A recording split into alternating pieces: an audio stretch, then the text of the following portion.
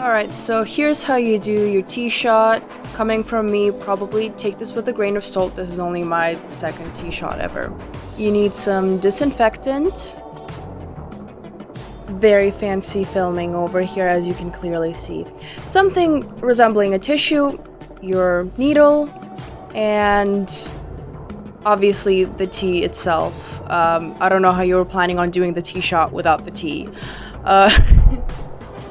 Anyway, so you open up the tea, and everyone's vials for tea can be like different depending on what kind of prescription you're getting. Here in Estonia, there's only one kind with a vial that I personally feel is very annoying to open. Like, it's literally just, as you can see, it's literally just like glass that you kind of have to break. The blue dot on the glass is kind of the weak spot. You hold it at an angle so that it doesn't break inside the vial itself, and you press on the blue dot whichever way you're comfortable. It can be a little bit tricky, but I believe in you. You can figure this out.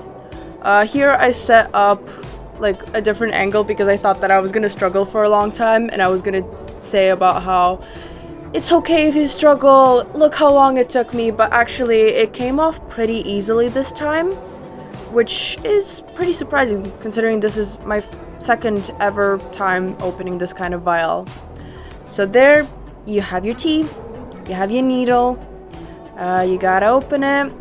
Depending on what kind of needle you have, you may have to assemble it yourself. In my case, it was already assembled. It just had like a protective little plastic cap on it that I just needed to take off. Here's the needle. Very straight to the point. Yes, we get it. It's a needle. Right, as I said, you remove the plastic cap, or you assemble the needle, whichever one is the option that you have. And then you just stick it in the vial and start getting the tea. Take your time. It can be pretty annoying. I personally, I filmed the whole process. It took me like 8 minutes to fill up the needle because I am just a little bit slow and I struggle.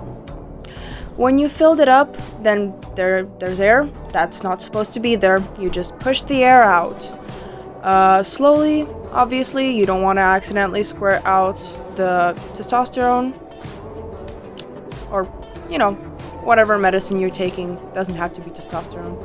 And if it drips a little bit, then that's no big deal. I promise you, you'd rather just lose a few drops of tea instead of just injecting air into your muscle. That would not be a fun time. I've never experienced it, but it's not a fun time. Then you just disinfect your thigh, or wherever you inject. You can choose wherever is most comfortable, just as long as you can do it straightforward and without any hesitation. And then you just stab yourself. Okay, yeah, you take a few deep breaths so that you calm down. This can be a little bit of a scary thing at first. But yeah, then you just stab.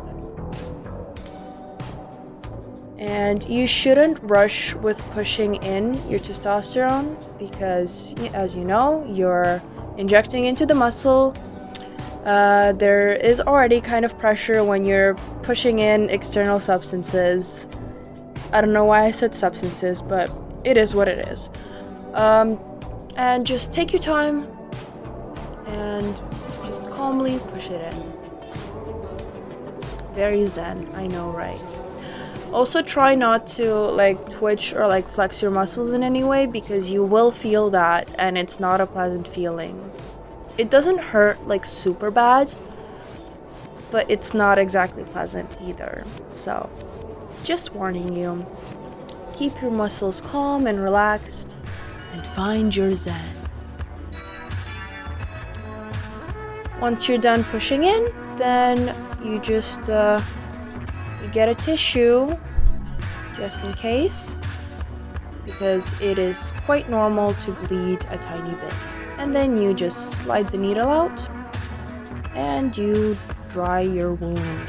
I know, right? Such a big battle scar. Yeah. There you can see it kind of bleeds a little, but that's okay. We all bleed a little.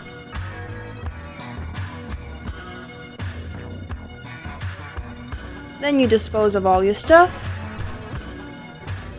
Not the disinfectant, you're gonna need that next time, but yeah, you dispose of all your stuff. Make sure you put the cap back on the needle so that it doesn't stab anything or anyone. And you're basically good. You've done your T-shot. I'm super proud of you.